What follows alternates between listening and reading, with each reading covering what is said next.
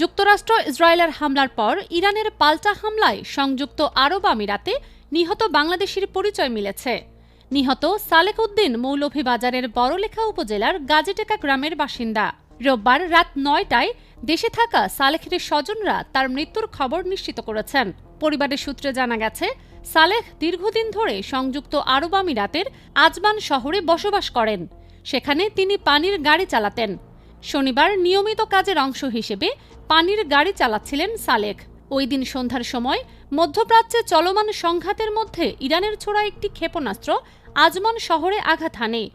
এতে সালেহ সহ আরও কয়েকজন গুরুতর আহত হন। তাদের উদ্ধার করে স্থানীয় একটি হাসপাতালে নেওয়া হলে চিকিৎসকরা সালেহকে মৃত ঘোষণা করেন।